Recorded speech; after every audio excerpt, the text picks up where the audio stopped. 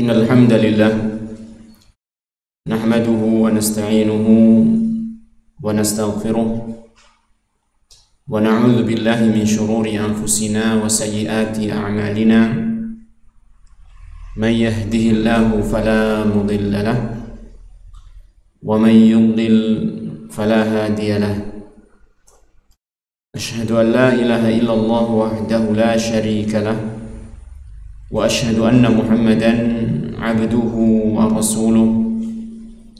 Allahumma salli wa sallim wa barik ala abdika wa rasulika Muhammad wa ala alihi wa ashabihi wa man tabi'ahum bi ihsanin ila yaumiddin.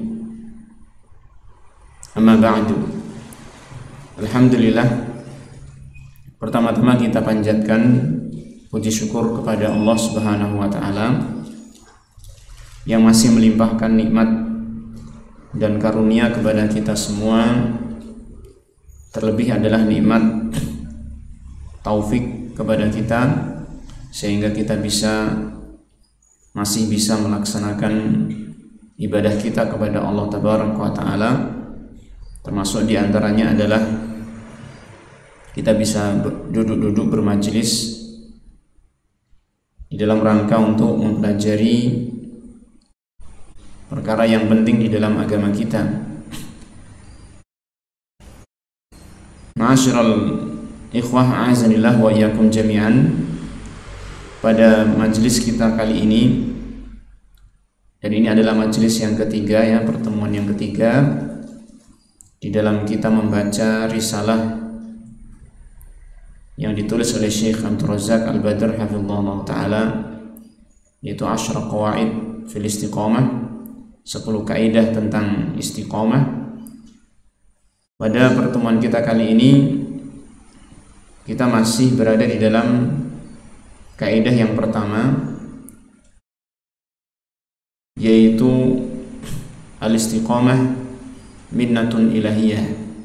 Istiqamah itu merupakan anugerah dari Allah Subhanahu wa Ta'ala. Pada kesempatan yang lalu sudah kita baca sebagian dari keterangan penulis dalam kaidah yang pertama ini, yang intinya adalah bahwa Allah Subhanahu wa Ta'ala dialah satu-satunya yang menguasai kebaikan dan keburukan manusia.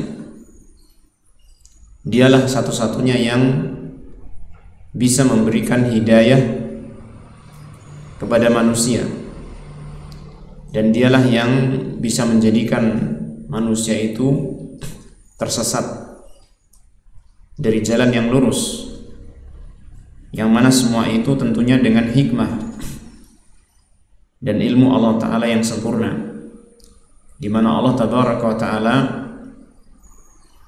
ketika memberikan hidayah kepada seorang manusia, maka karena Allah mengetahui orang tersebut pantas mendapatkan hidayah, dan ketika Allah Ta'ala tidak memberikan hidayah kepada seseorang sehingga orang itu tersesat, maka karena keadilan Allah, di mana Allah Ta'ala Maha mengetahui bahwasanya orang tersebut memang tidak pantas untuk mendapatkan hidayah dari Allah Subhanahu wa Ta'ala.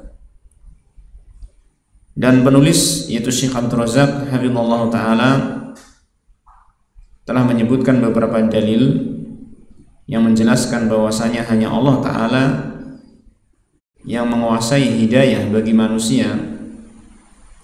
Termasuk diantaranya adalah yang bisa menjadikan seseorang itu istiqomah di atas jalan yang lurus.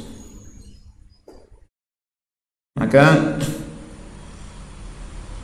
setelah menyampaikan ayat tersebut atau dalil-dalil dan ayat-ayat yang menunjukkan hal itu, penulis mengatakan wal ayatu fi hadzal ma'na katsiratun, dan ayat-ayat yang semakna dengan ini cukup banyak. Itu ayat-ayat yang menjelaskan bahwasanya hidayah itu adalah hanya di tangan Allah.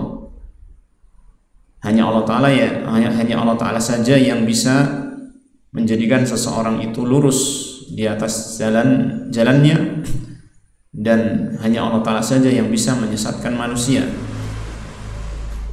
Fal hidayatu biyadillah, maka hidayah itu berada di tangan Allah Azza wa Jalla, yamunnu biha subhanahu wa ta'ala ala man yasha'u min ibadihi.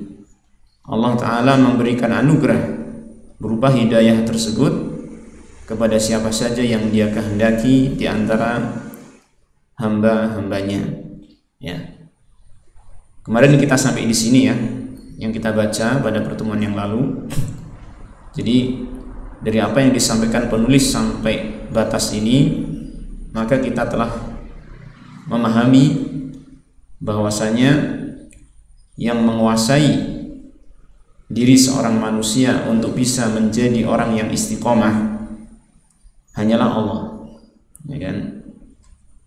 Yang bisa menjadikan seseorang itu tersesat dari jalan yang lurus juga Allah Tabaraka wa Ta'ala. Oleh karena itu, di sini beliau mengatakan karena semua itu yang menguasai adalah Allah Ta'ala, maka beliau mengatakan walihada kana min awwali qawa'idil istiqamati wa ususiha at-tawajjuhu as-sadiqu ila Allah Azza wa Jalla fi talabiha. Kata beliau, oleh karenanya, yaitu karena hidayah dan keistiqomahan itu hanyalah ada di tangan Allah Ta'ala,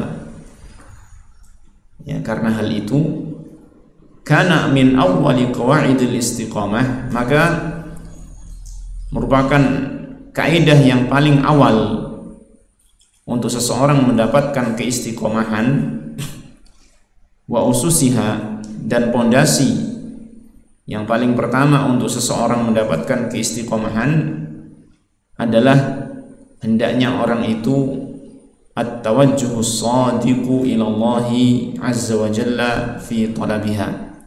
Dia menghadapkan diri shadiq dengan jujur dan kuat kepada Allah Ta'ala fi talabiha, di dalam meminta keistiqomahan. Maksudnya apa?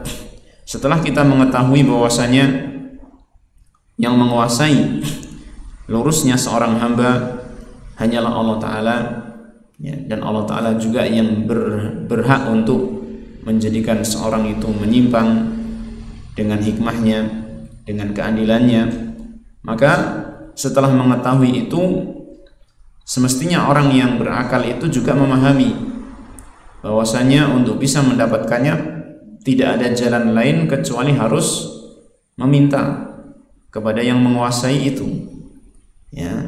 Sehingga di sini dikatakan oleh penulis, kaidah yang paling mendasar, yang paling pertama untuk seseorang itu bisa menggapai keistiqomahan, hendaknya dia itu menghadapkan diri dengan jujur dan dengan kuat kepada Allah Azza wa Jalla di dalam meminta keistiqomahan tersebut. Lalu beliau mengatakan li'annaha biyadihi, karena keistiqomahan itu hanya di tangan Allah. Wa huwa subhanahu wa ta'ala al-hadi ila siratihil mustaqim, dan dialah Allah Subhanahu wa ta'ala al-hadi, satu-satunya yang bisa memberikan hidayah, satu-satunya yang bisa memberikan petunjuk ila siratihil mustaqim, kepada jalannya yang lurus. Dan hidayah yang dimaksud di sini, hidayah yang dimaksud di dalam kalimat ini tentunya adalah hidayah berupa taufik, ya kan? Hidayah berupa apa? Taufik. Karena sebagaimana kita telah pelajari pada pembelajaran sebelumnya, ini dalam kajian-kajian kita yang sebelumnya, bahwasanya hidayah itu ada dua macam, ya kan? Ada hidayah yang berupa irsyad wal bayan, hidayah yang berupa bimbingan dan penjelasan, dan yang kedua adalah hidayah yang berupa at-taufiq. Ya. Maka hidayah yang berupa irsyad, bimbingan dan penjelasan itu bisa dilakukan oleh siapa saja yang memahami tentang jalan yang lurus, memiliki ilmu tentang siratal mustaqim, memiliki ilmu tentang kebenaran, sehingga dia bisa memberikan bimbingan dalam artian penjelasan, ya, kepada orang lain yang belum mengetahui tentang siratal mustaqim. Contohnya seperti Rasulullah SAW memberikan hidayah penjelasan kepada para sahabat, kepada kaum muslimin. Demikian pula para pewaris Nabi SAW, yaitu para ulama, mereka juga bisa memberikan hidayah berupa bimbingan dan penjelasan, ya, menjelaskan kepada umat ini tentang mana jalan yang benar, mana jalan yang salah, memberikan penjelasan tentang inilah kebenaran dan itulah kebatilan. Ini hidayah al-irsyad, al-bayan, hidayah bimbingan dan penjelasan, yang itu bisa dilakukan oleh manusia selama dia memiliki ilmunya. Akan tetapi yang dimaksud di dalam kalimat ini, bahwasanya Allah sebagai satu-satunya pemberi hidayah, maksudnya adalah hidayah taufik. Hidayah apa? Taufik, yaitu yang menjadikan seseorang itu menerima penjelasan tentang kebenaran dan mau untuk mengikutinya. Ya, jadi hidayah taufik itu apa? Hidayah yang bagaimana? Hidayah yang bisa menjadikan seseorang itu menerima penjelasan tentang kebenaran dan mau mengikutinya. Ya. Namanya apa? Hidayah taufik. Jadi misalnya gini, Rasulullah SAW menjelaskan tentang Islam kepada orang-orang Quraisy ketika itu. Ya, maka beliau sedang memberikan apa? Hidayah bayan dan irsyad, ya, memberikan penjelasan tentang ini kebenaran, ini kebatilan, ini tauhid, ini syirik, ini sunnah, ini bid'ah dan seterusnya, ini ketaatan, ini kemaksiatan, dijelaskan oleh Rasulullah SAW. Dan semua orang Quraisy yang mendapatkan penjelasan itu berarti dia mendapatkan hidayah berupa al-bayan wal irsyad. Mereka mendapatkan informasi tentang kebenaran dan kebatilan, mendapatkan informasi tentang tauhid dan syirik. Tetapi tidak semua orang Quraisy menerima dan mengikuti apa yang disampaikan oleh Rasulullah SAW. Kan begitu ya. Nah, orang-orang yang bisa menerima penjelasan Rasulullah SAW dan mengikutinya, yang kita kenal dengan siapa? Para sahabat radhiyallahu anhum ajma'in. Maka mereka lah orang-orang yang mendapatkan apa? Hidayah taufik dari Allah Subhanahu wa taala, sehingga mereka itu bisa menerima apa yang dijelaskan oleh Rasulullah SAW dan mengikuti kebenaran tersebut. Sedangkan orang-orang Quraisy yang kafir, yang tidak mau beriman kepada Rasulullah SAW, mereka tidak mendapatkan hidayah taufik ini, walaupun mereka telah mendapatkan hidayah berupa penjelasan. Dan tentunya setiap manusia itu sangat membutuhkan kepada hidayah taufik ini. Kan itulah yang menjadi pokok seseorang itu bisa menjadi baik, ya kan? Dan ternyata taufik ini, hidayah taufik, sebagaimana dikatakan di sini, wa huwa al-hadi ila siratihil mustaqim, dan dialah Allah Ta'ala al-hadi, satu-satunya yang memberikan hidayah. Saya artikan di sini satu-satunya, ya. Ini sebagai faedah tambahan dalam bahasa Arab. Kenapa kita artikan satu-satunya? Karena di sini dengan alif lam, padahal dia kedudukannya sebagai khobar, ya kan? Huwa di sini sebagai mubtada, ya, jadi mubtada khobar. Biasanya mubtada dan khobar itu bentuknya apa? Mubtadanya ma'rifah, khobarnya nakiroh, itu yang umum, kan gitu. Nah, terkadang khobarnya itu dia khobarnya itu dia berupa ma'rifah ketika menghendaki suatu makna tertentu, seperti misalnya menghendaki makna pembatasan seperti ini. Ya, huwa al-hadi, dialah satu-satunya yang memberikan hidayah taufik. Nah, jadi kita mendapatkan makna satu-satunya dari apa? Dari khobar yang berupa ma'rifah.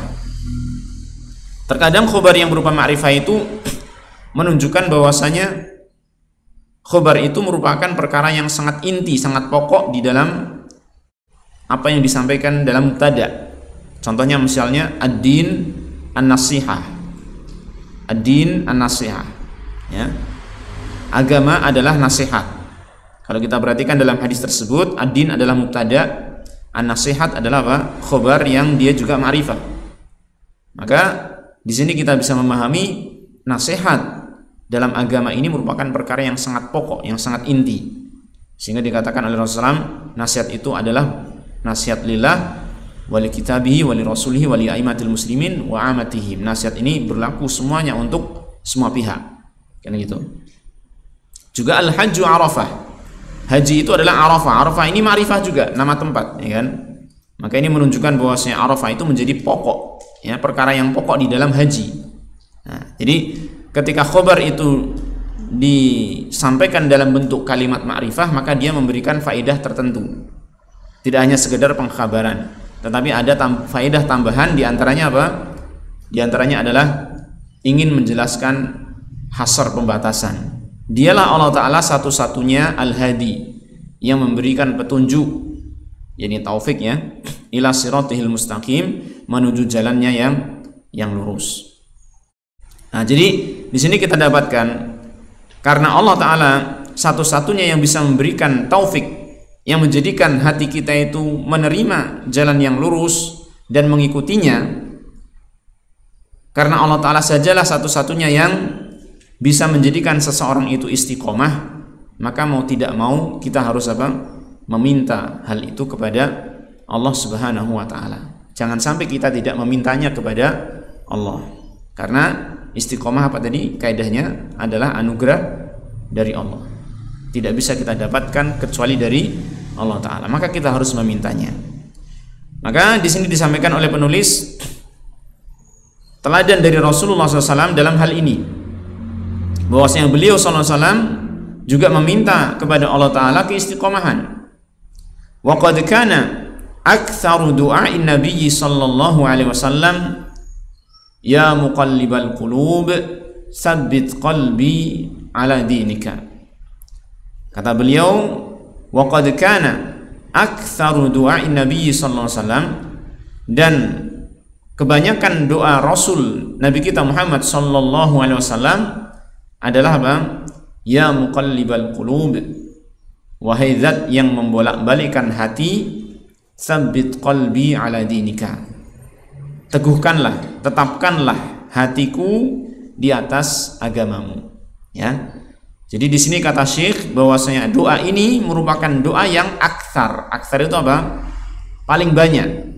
Paling banyak diucapkan oleh Nabi Muhammad sallallahu alaihi wasallam adalah kalimat ini. Ya muqallibal qulub, tsabbit qalbi ala dinika. Wahai zat yang membolak-balikan hati manusia, teguhkanlah, tetapkanlah hatiku di atas agamamu. Ya.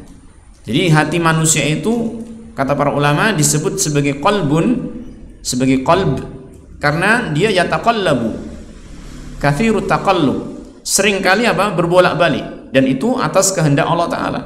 Allah Ta'ala yang membolak-balikkan hati manusia. Kata orang itu kadang apa? Pagi tempe, pagi delay, sore tempe, berbolak-balik. Jadi hati manusia itu bisa berbolak-balik. Ya. Dan itu yang menguasai hati manusia bukan manusia itu sendiri, tetapi siapa? Allah Ta'ala. Maka Rasulullah SAW mengatakan muqallibal qulub, meminta kepada Allah Ta'ala sebagai zat yang bisa membolak-balikkan hati manusia. Ya. Meminta agar Allah Ta'ala menetapkan hatinya di atas agama Allah Tabaraka wa Ta'ala. Lihatlah ini. Siapa yang meminta ini? Siapa ini? Rasulullah Sallallahu Alaihi Wasallam. Yang kita tahu beliau pasti telah dijamin sebagai orang yang lurus. Ya enggak? Bagaimana tidak dijamin? Wong beliau menjadi apa? Panutan, teladan bagi orang-orang yang bertakwa. Ya enggak? Tapi beliau tetap apa? Meminta kepada Allah Ta'ala agar ditetapkan hatinya di atas agama. Lalu bagaimana keadaannya dengan kita? yang tidak ada jaminan sebagai orang yang lurus, ya. Kalau Rasulullah SAW sebagai utusan Allah pasti terjamin, ya kan, dijaga oleh Allah Ta'ala, pasti menjadi orang yang lurus karena beliau menjadi teladan. Tapi kita, adakah jaminan? Sedikit pun tidak ada jaminan. Makanya ketika Nabi Muhammad SAW saja yang telah mendapatkan jaminan itu ternyata masih terus meminta terus kepada Allah Ta'ala keteguhan hati, ketetapan hati agar terus berada di atas agama Allah Ta'ala, maka tentunya kita lebih membutuhkan untuk memperbanyak doa seperti ini. Ya muqallibal qulub, tsabbit qalbi ala dinika. Wa hadha huwa ats-tsabatu 'ala al-istiqamah. Wa hadha huwa ats-tsabatu 'ala al-istiqamati. Dan inilah yang dimaksud adalah apa? Keteguhan di atas istiqamah, di atas kelurusan, ya, di atas agama ini, agama yang lurus. Teguh di atas agama yang lurus, tetap berada di atas agama yang lurus. Ats-tsabat 'alal istiqamah. Nah, kemudian disebutkan selanjutnya di sini, qalat Ummu Salamah berkata kepada Rasulullah sallallahu alaihi wasallam, qultu ya Rasulullah, awa innal quluba latataqallabu. Ya, ketika Ummu Salamah mengetahui bahwasanya Nabi Muhammad sallallahu alaihi wasallam seringkali berdoa dengan doa di atas, minta agar apa? Diteguhkan hatinya karena hati itu dibolak-balikan oleh Allah, maka Ummu Salamah bertanya kepada Rasulullah, "Ya Rasulullah, awa innal quluba latataqallabu?" Apakah memang hati itu berbolak-balik? Jadi ini Ummu Salamah bertanya, kenapa kok Rasulullah SAW berdoa minta kepada Allah keteguhan hati dan mengatakan bahwasanya Allah adalah muqallibal qulub, yang membolak-balikan hati. Maka Ummu Salamah bertanya, apakah hati itu bisa berbolak-balik, tataqallab? Maka Rasulullah SAW menjawab, qal na'am, betul, hati itu bisa berbolak-balik. Ya, dan kita sebagai seorang manusia tentunya kalau kita mau merenung tentang diri kita akan mendapati, betul tidak, hati kita seringkali berbolak-balik. Di waktu sore misalkan kita pengen sesuatu, belum berlalu lama keinginannya berubah menjadi yang lain, ya kan, berbolak-balik. Seperti itu hati manusia. Maka Rasulullah SAW mengatakan hakikat berbolak-baliknya hati manusia itu adalah karena Allah yang membolak-balikan hati manusia itu. Ma min khalqillahi min bani adama min basharin illa anna qalbahu baina usbu'aini min asabi'illah fa in syaa Allahu 'azza wa jalla aqamahu wa in syaa azaghahu. Kata beliau, tidak ada ma min khalqillah, tidak ada makhluk Allah, min bani Adam, dari anak keturunannya Adam, min basharin, dari manusia. Maksudnya adalah tidak ada seorang pun manusia illa anna qalbahu, kecuali hatinya itu baina usbu'aini, berada di antara dua jemari, min asabi'illah, di antara jari jemarinya Allah Subhanahu wa ta'ala. Ya. Hadis ini ma'asyiral ikhwah menunjukkan, ya, ini sebagai tambahan tentang masalah akidah, bahwasanya Allah Ta'ala memiliki jari, ya kan, ada jari yang dinisbatkan, disandarkan kepada Allah Ta'ala. Hati manusia berada di antara dua jari, di antara jari jemarinya Allah. Tentang dalil-dalil yang semacam ini yang menjelaskan tentang sifat-sifat Allah Tabaraka wa Ta'ala, para ulama telah mengatakan amirruha kama ja'at bila kaif. Berlakukanlah dalil-dalil, nas-nas tentang sifat Allah Ta'ala sebagaimana adanya. Jangan dibayangkan, jangan dijelaskan dengan deskripsi kita, ya. Jangan kita mengada-ada tentang hakikat sifat itu seperti ini, seperti itu. Maka ketika kita mendapatkan kalimat seperti ini, bahwasanya Allah Ta'ala memiliki jari jemari, maka kita terima, karena ini adalah dari siapa? dari Rasulullah SAW, dan ini wahyu yang harus kita terima. Ya, kita harus membenarkannya. Ini merupakan salah satu wujud keimanan kita kepada Rasul kita Muhammad sallallahu alaihi wasallam, yaitu membenarkan berita-berita beliau. Maka kita terima Allah punya jari jemari, iya betul. Tetapi jangan sampai kita mengatakan jari jemari Allah Ta'ala itu gambarannya demikian-demikian, ya, bentuknya seperti ini, seperti itu, atau bahkan sampai menyamakan dengan jari jemari manusia. Jangan.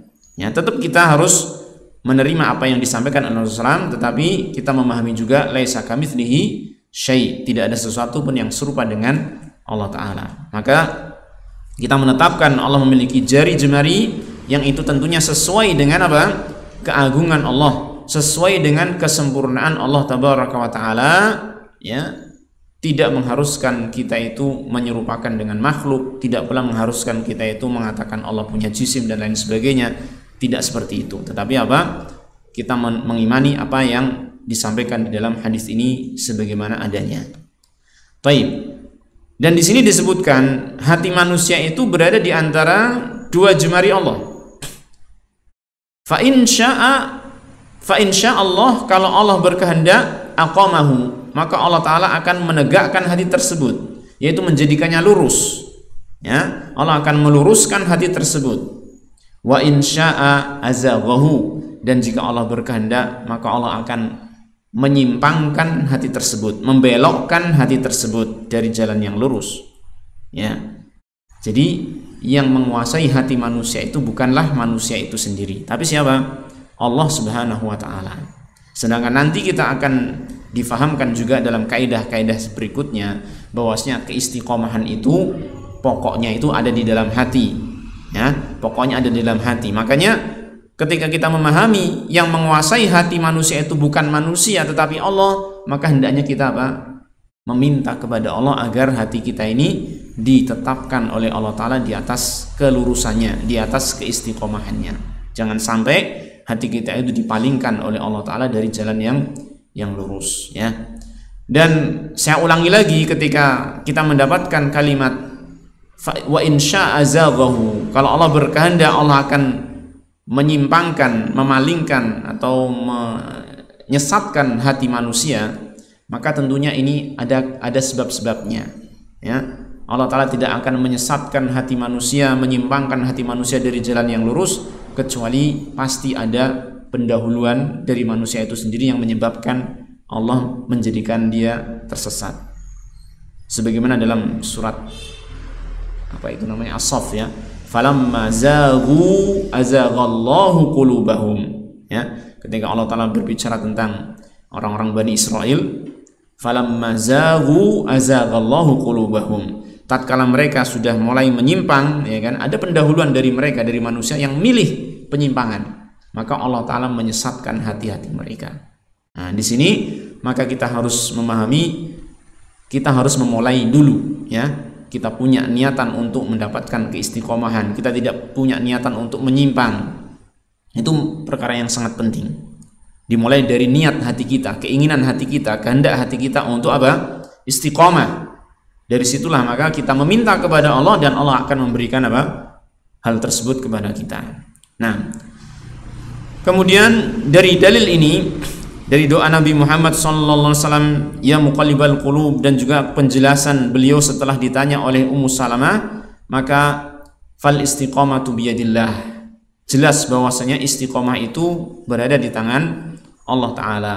Keistiqomahan berada di tangan Allah Ta'ala. Faman aradaha li nafsihi falyatlubha minallah, maka barang siapa yang menginginkan istiqomah untuk dirinya, man aradaha li nafsihi, barang siapa yang menginginkan keistiqomahan untuk dirinya sendiri, jadi ha, aradaha, domir ha ini kembalinya ke istiqomah. Barang siapa yang menghendaki keistiqomahan untuk dirinya sendiri, falyatlubha minallah, maka hendaknya dia meminta keistiqomahan itu dari Allah Subhanahu wa Ta'ala. Ini perkara yang mau tidak mau harus kita apa? Lakukan, minta. Jangan kita merasa tidak butuh, ya. Kita harus minta keistiqomahan kepada Allah Ta'ala. Bahkan kata Syekh, mintanya itu jangan cuma sekali dua kali, tapi apa? Wal yulihha fis su'al, dan hendaknya terus menerus berulang-ulang di dalam meminta. Wal yulihha fis su'al, hendaknya terus menerus berulang-ulang di dalam meminta. Alahha yulihu artinya apa? Mengulang-ulang, terus menerus, ya, di dalam meminta, merengek-rengek bahkan, ya. Ini jadi kita betul-betul memahami bahwasanya kita itu butuh keistiqomahan, dan itu kebutuhan kita terhadap keistiqomahan itu setiap saat, bukan hanya di saat-saat tertentu kita butuh istiqomah, di saat yang lain tidak. Enggak, bahkan kita harus menyadari kebutuhan kita terhadap istiqomah itu setiap apa? Saat, setiap waktu, ya. Bukankah setan itu senantiasa membayang-bayangi manusia, ya kan? Manakala manusia itu apa? Ada kelalaian dari berzikir kepada Allah, maka setan akan apa? Mulai melontarkan gangguannya kepada manusia, bujuk rayunya untuk manusia itu sesat, kan gitu kan. Sehingga setan itu disebut apa? Al-waswasil khannas, ya, min syarril waswasil khannas. Karena apa? Setan itu senantiasa berusaha memberikan gangguan, bujuk rayu dengan waswasnya, dan dia senantiasa khannas, mundur ke belakang tatkala manusia itu zikir kepada Allah, mengingat Allah. Jadi setan itu senantiasa membayangi manusia itu. Manakala manusia itu ingat kepada Allah, dia nunggu sebentar, tidak mengganggu, mundur ke belakang. Tatkala manusia itu lalai, maka dia mulai maju ke depan untuk mengganggu manusia. Dan ini setiap apa? Saat dibayang-bayangi oleh setan. Nah, kalau kita menganggap kebutuhan kita kepada istiqomah itu hanya pada saat-saat tertentu saja, maka bagaimana kita akan bisa selamat dari godaan setan? Maka hendaknya kita memahami bahwasanya kita butuh istiqomah itu setiap saat. Kalau kita memahami hal ini, menyadari kita butuh istiqomah setiap saat, maka pasti kita akan memintanya itu juga akan terus banyak. Sebagaimana tadi Rasulullah SAW itu mengatakan berdoa dengan doa tadi, aktsar, paling banyak doanya itu meminta keistiqomahan kepada Allah tabaraka wa taala.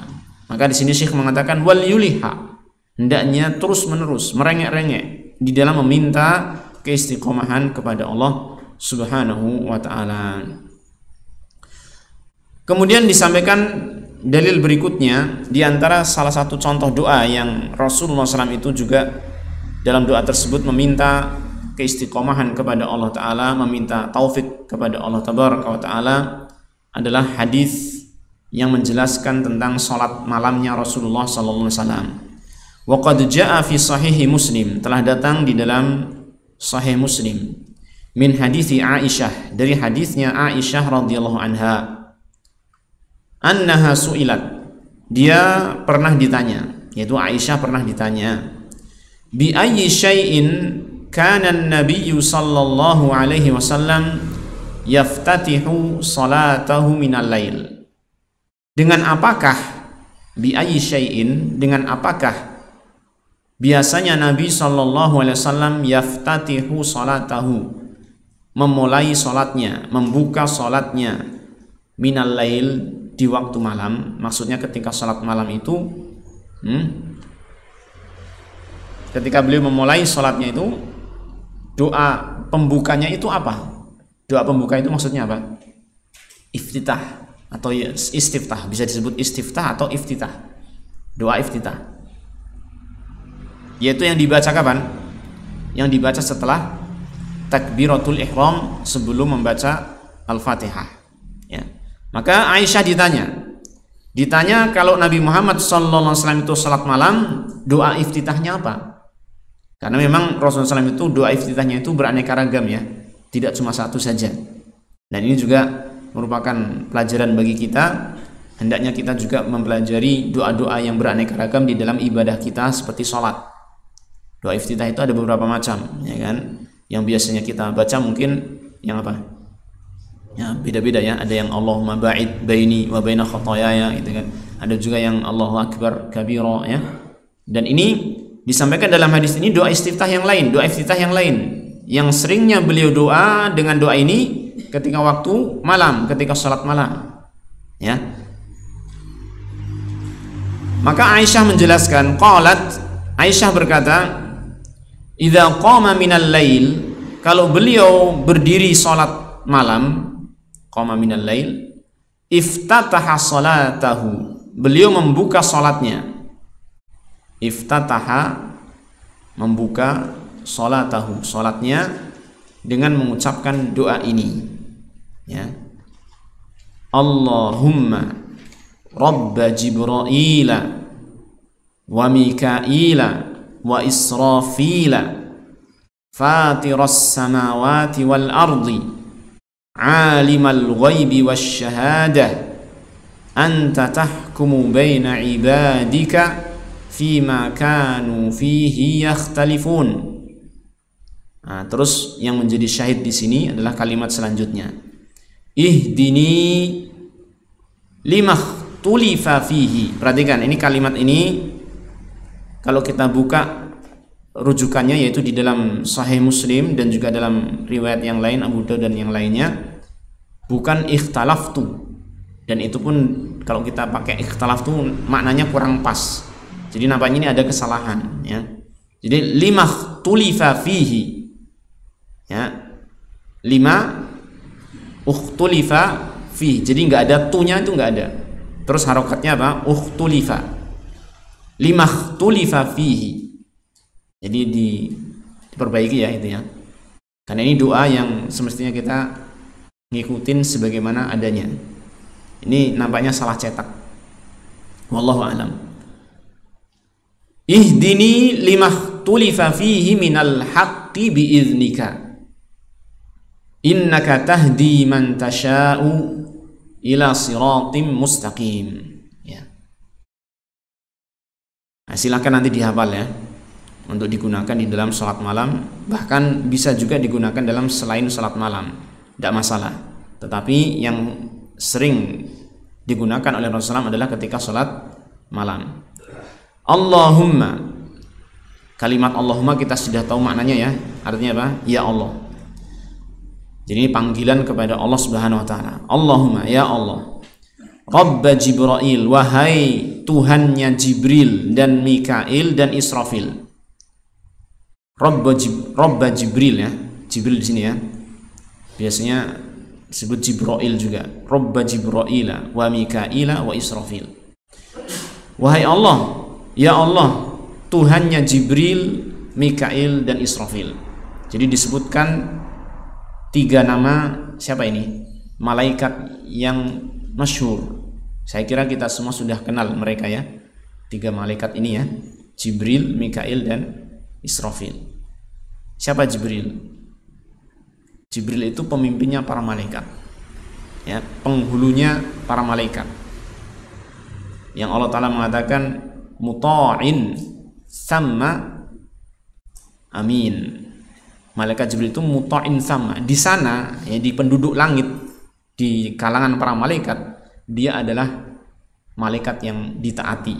Jadi memang dia itu penghulunya para malaikat. Sebagaimana Nabi Muhammad SAW adalah penghulunya manusia. Ini manusia yang terdepan. Malaikat Jibril malaikat yang terdepan. Dan tugas utamanya malaikat Jibril apa? Yang terkenal apa? Menyampaikan wahyu kan? Menyampaikan wahyu. Sedangkan wahyu itu berkaitan dengan apa? Kehidupan hati. Ya kan? Ketika seseorang mendapatkan wahyu atau orang itu bisa menerima wahyu di dalam hatinya, maka akan hidup. Ya kan? Kemudian yang kedua Mikail, malaikat Mikail. Siapa itu malaikat Mikail? Apa tugasnya? Ada yang tahu? Hah? Membagi rezeki, membagi hujan, ya. Jadi kata para ulama al-muwakkal bil qatr. Dia yang ditugasi untuk ngurusin kotor-kotor itu al-matar wan nabat. Ini mengurusi apa? Hujan dan tumbuhan. Ya, yang kemudian nantinya akan menjadi rezeki bagi manusia. Gitu kan? Bisalah dikatakan yang membagi rezeki. Tapi pada asalnya malaikat Mikail ini adalah yang ditugasi untuk ngurusin apa? Hujan. Ya. Tentunya atas perintah Allah ya, atas perintah Allah Ta'ala dan kemampuan yang Allah berikan. Dan kita tahu hujan dia merupakan sumber kehidupan fisik di dunia. Ya enggak? Kalau enggak ada hujan, bumi enggak akan hijau. Kalau bumi enggak hijau, maka tidak akan ada manusia yang hidup ataupun makhluk yang hidup di atasnya. Jadi Jibril membawa wahyu yang menyebabkan hidupnya hati. Mikail mengurusi urusan hujan yang menyebabkan hidupnya fisik manusia, fisiknya makhluk di alam dunia ini. Wa Israfil. Siapa Israfil? Dia terkenal malaikat yang meniup sangkakala.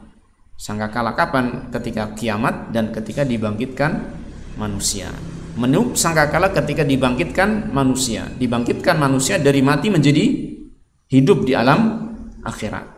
Perhatikan, Allah Ta'ala menyebut, Rasulullah SAW di sini menyebutkan 3 malaikat yang sangat-sangat penting. Ketiga-tiganya itu malaikat yang berkaitan dengan hidup, dengan kehidupan. Malaikat Jibril, malaikat yang berkaitan dengan kehidupan apa? Hati.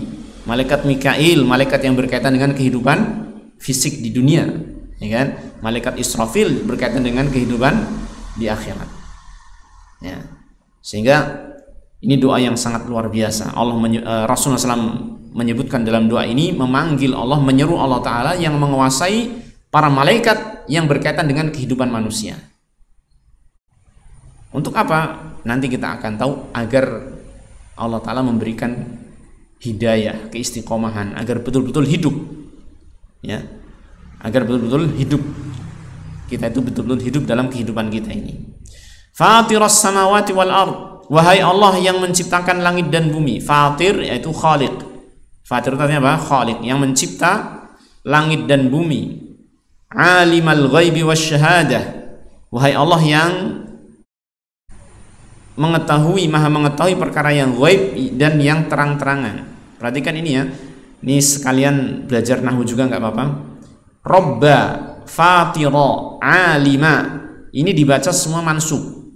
Robba Jibril wa Mikail wa Israfil. Fatira mansub juga, alima mansub juga. Kenapa? Karena ini adalah munada. Munada itu yang dipanggil. Jadi kalau kita artikan, wahai Allah, Allahumma kan, wahai Robnya Jibril, Mikail, Israfil, wahai pencipta langit dan bumi, wahai zat yang mengetahui perkara yang gaib dan terang-terangan. Jadi ini panggilan semua kepada siapa? Allah Subhanahu wa Ta'ala. Lalu Rasulullah SAW mengatakan, anta tahkumu baina ibadika fima kanu fihi yakhtalifun. Engkau tahkumu, menetapkan keputusan, memberikan keputusan antara hamba-hambamu, memberikan keputusan di antara hamba-hambamu. Kapan ini maksudnya? Yaumal qiyamah, pada hari kiamat.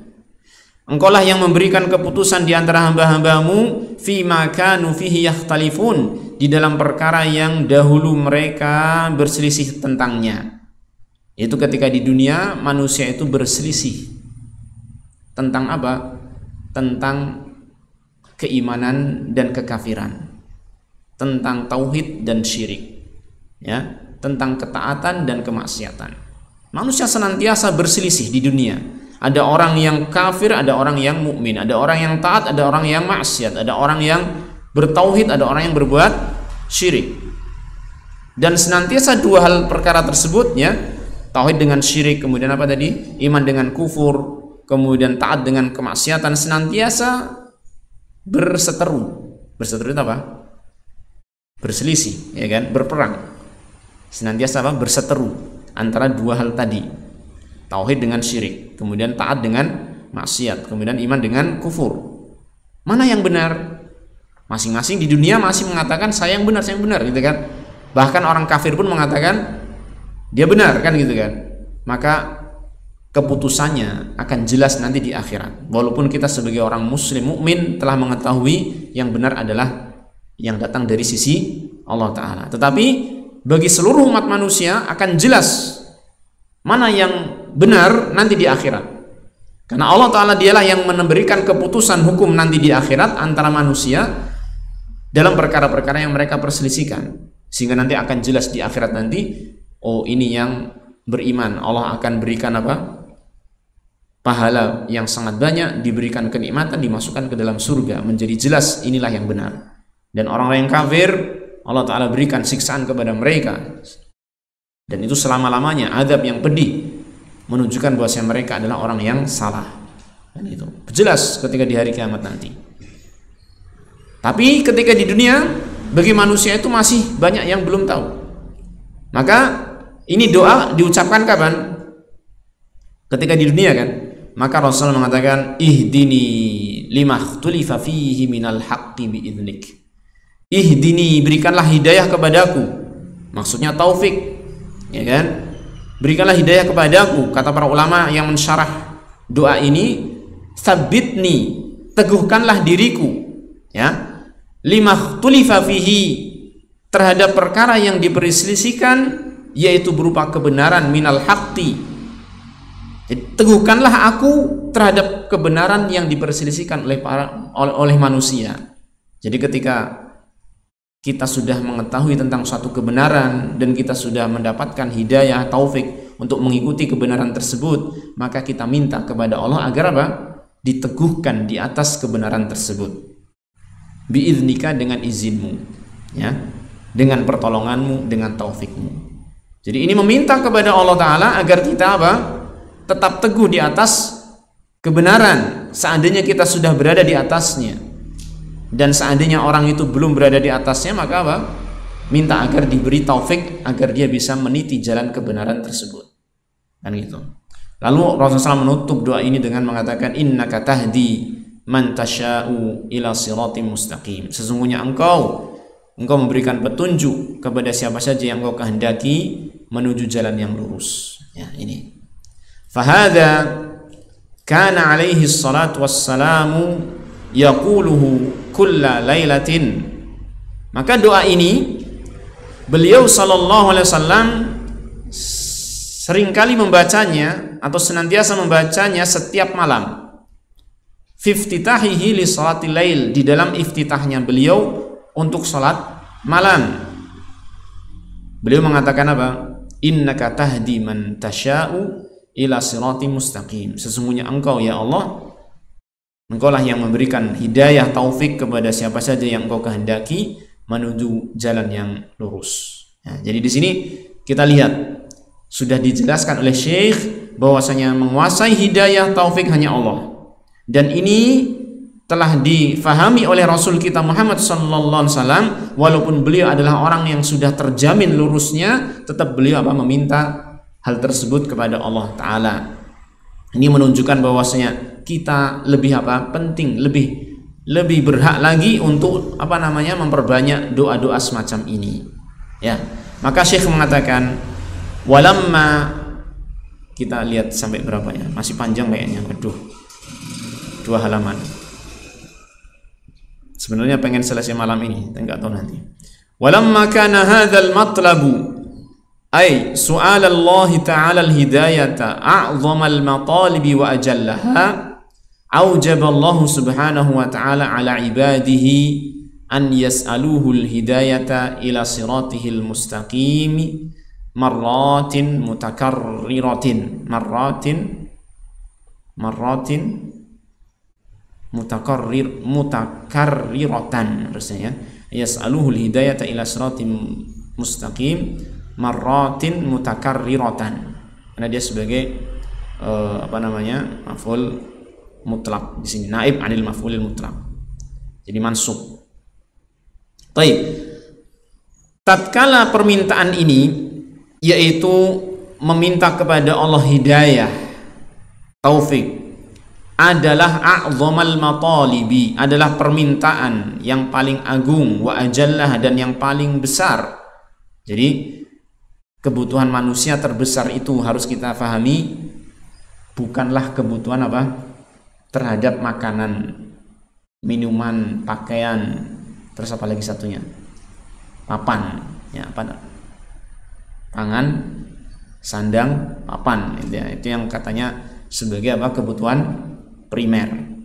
Tapi ternyata ada kebutuhan yang lebih besar lagi dari itu, yaitu apa?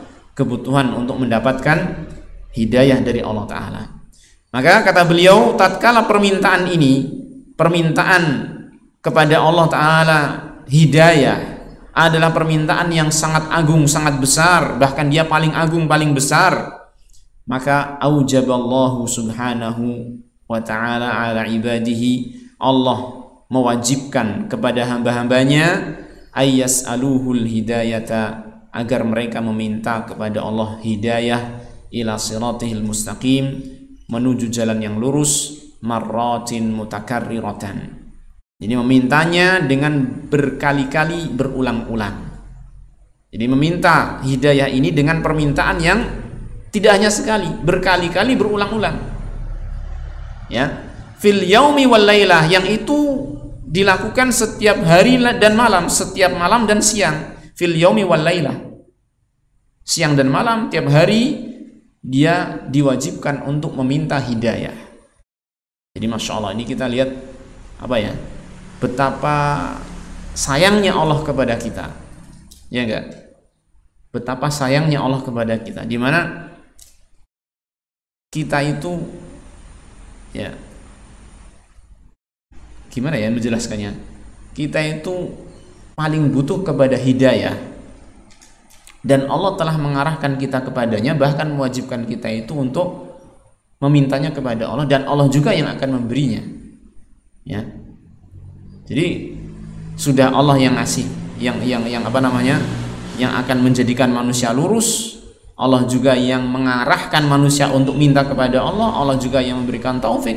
Allah juga yang menjelaskan lewat syariatnya.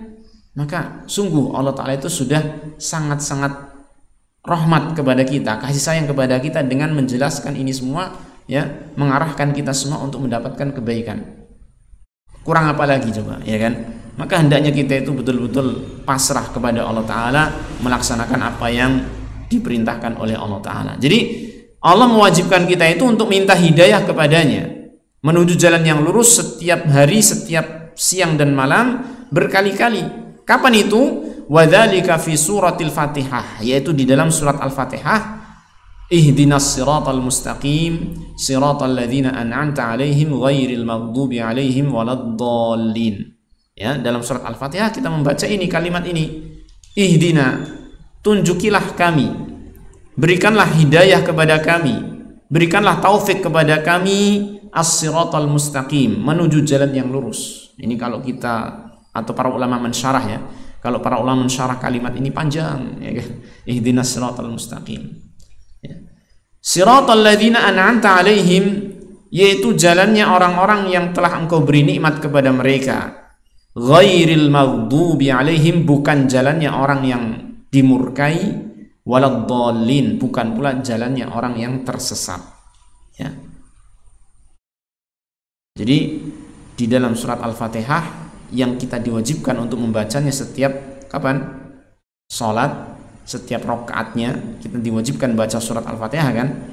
Di situ ada kalimat ihdinas siratal mustaqim.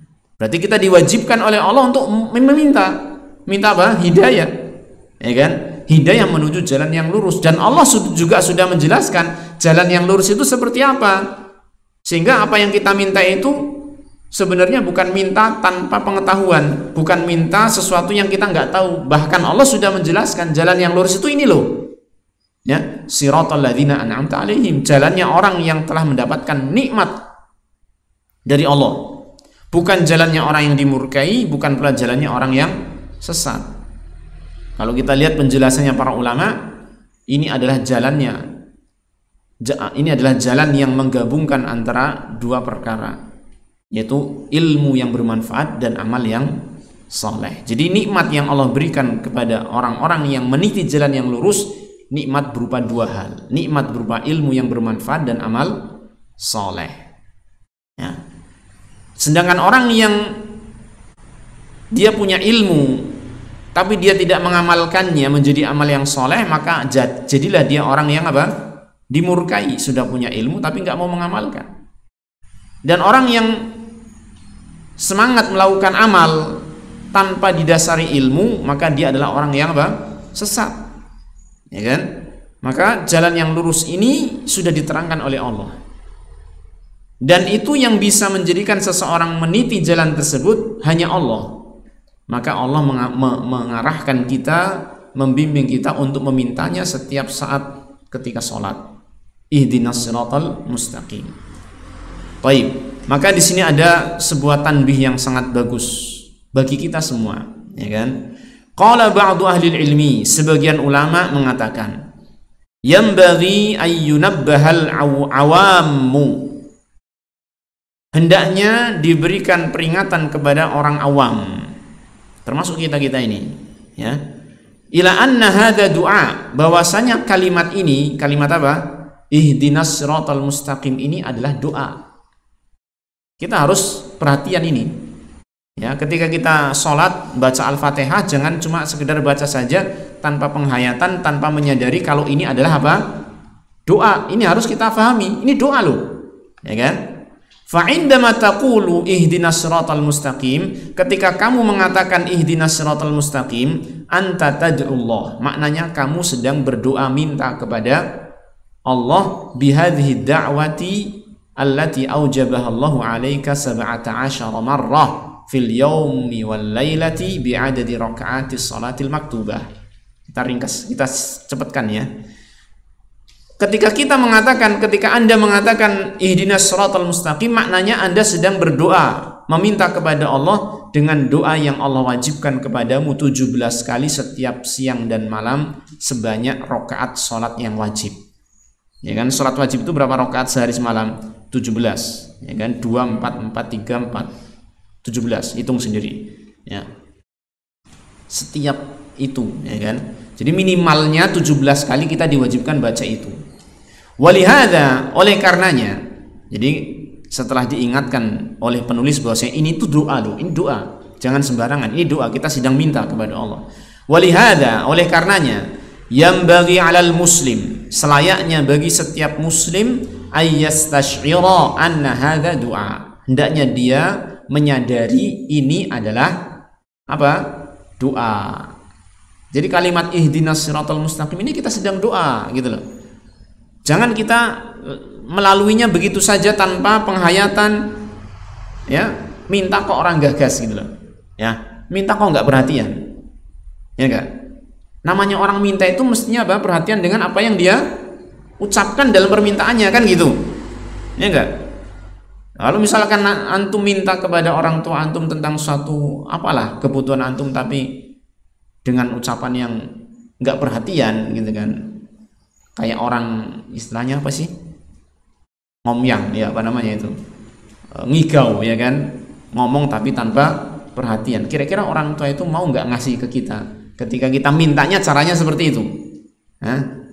Tentunya ketika orang tua tahu ini kayak orang ngigo aja, minta kok kayak orang ngigo gitu kan, mestinya enggan untuk memberikan, ya enggak? Maka demikianlah hendaknya kita itu ketika minta kepada Allah, jangan sampai kita seperti itu. Perhatian betul-betul, sadari ini kita sedang apa? Minta kepada Allah, ya, agar apa? Doa kita itu terkabul, ya. Karena bahwasanya dalam hadis tersebut, dalam hadis itu telah disebutkan bahwasanya apa? Allah Ta'ala tidak akan menerima doa orang yang lalai dalam doanya, ya, atau sebagaimana disebutkan dalam hadis, ya. Jadi kita harus dalam doa itu betul-betul apa? Perhatian apa yang kita minta. Qala Syekhul Islam Ibnu Taimiyah, Syekhul Islam Ibnu Taimiyah mengatakan, ta'ammaltu anfa'ad du'a, aku merenungi doa yang paling bermanfaat. Maksudnya beliau memikirkan kira-kira doa apa ya yang paling bermanfaat gitu loh. Apakah doa minta istri, apakah doa minta anak, ataukah doa minta ini dan itu macam-macam. Ternyata faida huwa su'alul auni ala mardhatihi. Faida itu artinya apa? Ternyata, ya. Ternyata doa yang paling bermanfaat adalah su'alul aun, minta pertolongan ala mardhatihi, untuk mendapatkan ridhonya Allah. Itu yang paling bermanfaat. Sekarang kalau kita itu minta apa ya, misalkan minta rezeki yang banyak, dapat rezeki yang banyak, terus ngapain? Jadi tinggal mati, ya kan? Cuma itu kan. Kalau kita mintanya urusan dunia, paling dunia itu pasti akan ditinggal mati. Sedangkan yang akan kita lewati itu bukan hanya dunia saja. Nanti masih ada alam akhirat, alam kubur, kemudian alam akhirat, dan itulah kehidupan yang selamanya. Nah, apa yang kita butuhkan tuh di kehidupan selamanya itu, di kehidupan akhirat, tidak lain adalah apa? Mardhatullah, keridhaan Allah, agar kita bisa hidup bahagia di sana. Maka ketika perkara yang paling manfaat bagi kita adalah mendapatkan ridho Allah, ini yang paling manfaat, maka doa yang paling manfaat adalah apa? Minta pertolongan kepada Allah agar bisa mendapatkan ridhonya Allah, kan gitu ya. Perkara yang paling manfaat bagi manusia apa? Ini pertama, ya kan, kita pikirkan, apakah punya istri manfaat? Iya, manfaat. Punya harta manfaat? Iya. Tapi apakah itu paling manfaat? Walaupun itu bermanfaat, iya betul, tapi apakah paling manfaat? Ternyata masih ada yang lebih besar manfaatnya, yaitu apa? Mendapatkan ridho Allah, kan gitu. Nah sekarang kalau itu perkara yang paling manfaat, doa yang paling manfaat berarti apa? Doa agar bisa mendapatkan pertolongan Allah untuk menggapai ridhonya. Paham ya? Ini maksud dari Syekhul Islam Taimiyah. Tsumma ra'aitu fil Fatihah. Kemudian aku melihat doa yang paling bermanfaat itu ternyata ada di Al-Fatihah. Di surat Al-Fatihah, yaitu dalam ucapan iyyaka na'budu wa iyyaka nasta'in. Hanya kepada Engkau kami beribadah dan hanya kepada Engkau kami memohon pertolongan. Lihat kalimat ini. Kalimat iyyaka na'budu, hanya kepada Engkau kami beribadah, ini mengisyaratkan kepada perkara yang paling manfaat bagi kita. Yaitu apa? Mendapatkan ridho Allah. Ya enggak? Untuk mendapatkan ridho Allah kan tidak bisa kecuali dengan apa? Ibadah, kan gitu kan? Jadi yang pertama ini iyyaka na'budu itu mengisyaratkan kepada mendapatkan apa? Ridho Allah. Beribadah kepada Allah untuk mendapatkan apa? Ridhonya. Ini yang paling bermanfaat nih. Terus kalimat yang kedua, iyyaka nasta'in, hanya kepada Engkau kami meminta pertolongan. Ini adalah kalimat yang mengisyaratkan apa itu? Mengisyaratkan kepada cara menggapai ridho Allah, yaitu dengan meminta pertolongan kepada Allah. Yang paling bermanfaat adalah mendapatkan ridho Allah, dan caranya adalah dengan meminta pertolongan kepada Allah. Maka doa yang paling manfaat bagi kita adalah apa berarti? Ihdinas siratal mustaqim, yang disebutkan dalam ayat setelahnya. Ini doa yang paling manfaat. Maka kalau kita sudah sadar ini doa yang paling manfaat, masa kita mau membiarkan begitu saja lewat dalam sholat? Ya enggak? Masa kita membiarkan begitu saja? Ini doa yang paling manfaat. Itu loh. Kalau tidak paling manfaat, gak mungkin Allah Ta'ala itu mewajibkan 17 kali. Ya, kita lihat ada doa-doa banyak dari Al-Quran ataupun hadis-hadis Rasulullah SAW. Rabbana atina fid dunya hasanah fil akhirati hasanah wa qina adzabannar. Doa, ya kan? Bagus gak? Bagus. Manfaat gak? Manfaat. Tapi yang Allah wajibkan untuk dibaca setiap hari 17 kali apa? Ihdinas siratal mustaqim. Pasti ini adalah doa yang paling manfaat, mengalahkan doa-doa yang lain. Walaupun semuanya doa dari Rasulullah adalah doa yang manfaatnya besar, tetapi ini yang paling apa? Bermanfaat. Ihdinas siratal mustaqim. Ya kan? Baik. Qal Syekhul Islam juga mengatakan, umiral abdu bidawami du'aillahi subhanahu bil hidayati ilal istiqamah. Lalu beliau memberikan atau mengambil makna dari apa yang ada dalam surat Al-Fatihah. Seorang hamba itu diperintah bidawami du'ailah, untuk terus, dawam itu apa? Terus menerus berdoa kepada Allah Ta'ala bil hidayah, untuk mendapatkan apa? Hidayah ilal istiqamah, menuju kelurusan, menuju keistiqomahan, menuju jalan yang lurus. Jadi ini perintah yang Allah berikan kepada kita untuk meminta kepadanya, ya. Fa anta matlubun minka an tudawima ala hadha du'a. Maka engkau dituntut darimu, diminta darimu untuk engkau itu tudawim, terus menerus ala hadza du'a, ya, melakukan doa ini, melantunkan doa ini, mengucapkan doa ini, menyampaikan doa ini. Doa illahil hidayah lil istiqomah, yaitu doa meminta kepada Allah keistiqomahan. Wa huwa maujudun fi suratil Fatihah, dan dia doa tersebut ada di dalam surat Al-Fatihah.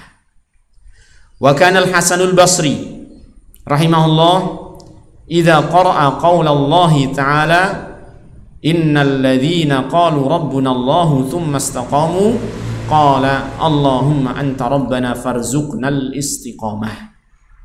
Hasan Al-Basri apabila beliau membaca firman Allah Ta'ala terkait dengan keistiqomahan, yaitu innal ladzina qalu rabbuna Allah tsumma istaqamu, itu kan, sesungguhnya orang-orang yang mengatakan Rabb kami adalah Allah kemudian mereka istiqomah, gitu ya. Setelah membaca ayat ini, maka beliau mengatakan apa? Berdoa. Setiap kali membaca ayat ini, maka beliau berdoa dengan mengatakan Allahumma anta rabbana, ya Allah engkau adalah Rabb kami. Ini sebagai representasi dari apa? Qalu rabbuna Allah, ya, pengamalan dari kalimat apa? Qalu rabbuna Allah. Allahumma anta rabbana, ya Allah engkau adalah Rabb kami. Ini harusnya rabbuna, ya. Allahumma anta rabbuna, bukan rabbana. Ini sebagai khobar dari anta. Allahumma anta rabbuna farzuqnal istiqamata, maka berikanlah kepada kami keistiqomahan. Ya, jadi ini perkara yang sangat penting, ya, sebagai kaidah yang pertama, ya, di dalam masalah istiqomah kita harus menyadari bahwasanya yang menguasai hati manusia adalah Allah Ta'ala, yang menguasai lurus dan tidaknya manusia adalah Allah Tabaraka wa Ta'ala. Maka hendaknya kita meminta kelurusan, keistiqomahan hanya kepada Allah Ta'ala, dan ini adalah perkara yang paling penting bagi kita. Makanya Allah Ta'ala mewajibkan kita untuk meminta kepada Allah ihdinas siratal mustaqim. Ini mengisyaratkan bahwasanya ini adalah doa yang paling bermanfaat, doa yang paling penting, doa yang paling kita butuhkan. Sehingga ketika kita sholat, jangan sampai kita melaluinya tanpa merenungi apa yang kita baca di dalam sholat tersebut. Ihdinas siratal mustaqim. Demikian ikhwah sekalian yang bisa kita baca, dan saya mohon maaf waktunya mungkin lebih dari 1 jam, ya. Yang penting kita selesai dari kaidah yang pertama. Alhamdulillah, insyaallah pada pertemuan berikutnya baru kita akan dijelaskan oleh penulis apa yang dimaksud dengan istiqomah, ya. Kalau tadi kan tentang apa, bagaimana menggapai istiqomah, pokoknya seperti apa, ya, landasannya yang paling penting apa, yaitu minta kepada Allah. Sekarang nanti kita akan diterangkan oleh beliau apa sih hakikat dari istiqomah, ya. Insya Allah kita akan pelajari ini pada pertemuan berikutnya. Kita akhiri wasallallahu wasallam ala nabiyyina Muhammadin wa ala alihi wa sahbihi ajma'in walhamdulillahi rabbil alamin.